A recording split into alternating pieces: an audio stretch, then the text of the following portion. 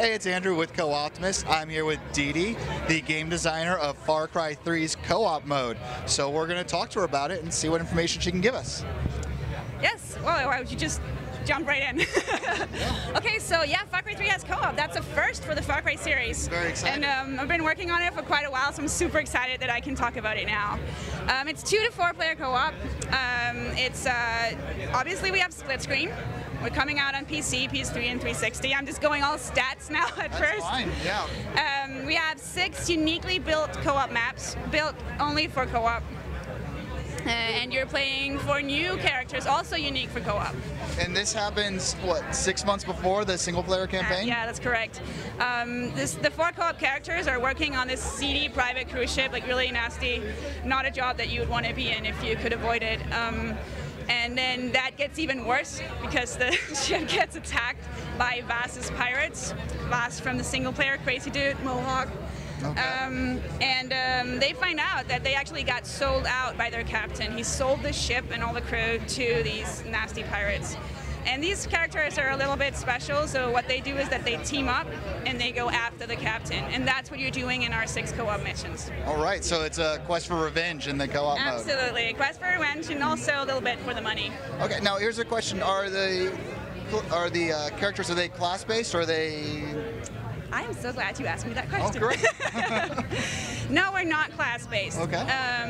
We think that Far Cry is all about giving the player the choice to play the way that they want. So what we do is that we let you customize your own loadout. And the interesting thing about that is that we have a unified profile with our PvP game mode, which I don't want to talk about since this is all about co-op. Yeah, it's all about co-op, that's right. But it's still cool because that means that all the progression that you get, the weapons you unlock, the attachments, the skills, everything, that ties, completely unified between co-op and multiplayer. So we let you build your own loadouts. And I think one of the things that I want to mention about that is that since we're all about team play, things like reviving, things like giving your teammates health boosts, more kind of medic style things. I gotcha. Like support roles? So, yeah, we don't have that because everyone can do that. I gotcha, all right. Everyone can do that, and everyone can revive, everyone can help their teammates all the time. Cool. We have a couple of other features that's all about boosting. We have a reactive one, that's a battle cry, we call it. And that's a boost you can give. You can give it any time while you're playing. We have health boosts, we have speed boosts, accuracy boosts, different types of things.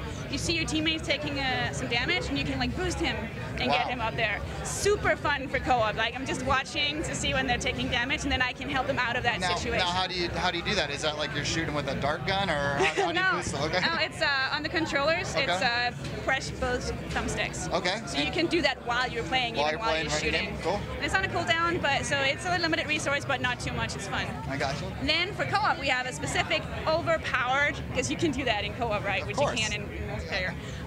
Boost that we call the booster shot. That's a limited resource that you find in the maps. You pick it up, and then through interacting with another player, you can choose between 6 super fun overpowered boosts depending on what your playstyle is. So if you're like a shotgun guy, we'll like boost your hip fire accuracy a little bit on your reload time, like all of that, so you get like a really good boost.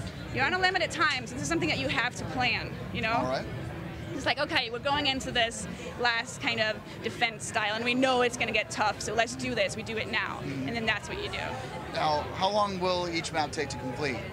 45 to 60 minutes. Okay. That's what we're aiming for. Cool. We're going to have 4 difficulty levels. That means that if you're playing on the most difficult one, which is called Insane, then I bet it's going to take you a little bit longer. Now, you talked about replayability and the AI and how is that going to affect the game? Well, the AI is fully systemic. Okay. And that means that each playthrough is going to be a little bit different because it's not scripted, you don't know what's going to happen, and how you as a group move through the map, that affects how the AI reacts to you. And that means that you can kind of play around with that, and like you can sneak if you want, you can go in guns blazing, the AI is going to react differently. So that again means that you can play it over and over again, trying different things out. Cool. Go ahead. I'm sorry. I'm super excited about this other thing that we have. We have something that we call the co-op competitions. Because even though we're all about team play and like friends matter in Far Cry 3, we know that people like to compete a little bit with their friends as well. I really wanted the team play to be the focus, so during like most of the time you play, it's all about helping each other. But we do have in each map a segment where you get to compete. And the map that we're showing now, we have a sniping competition. Okay. So you're basically seeing who's the best sniper. Kind of compare your score? Is that Yes, yes. Oh. It's like who gets the most headshots and like. Nice. So it's just like a kind of a small breather within each map to let you just get it out of your system, Very and then cool. you go back to cooperate. And we have like all different types of stuff. There's a bit of racing. There's a bit of throwing grenades. Like anything cool in the game, you get to compete with that. Wow, that sounds great.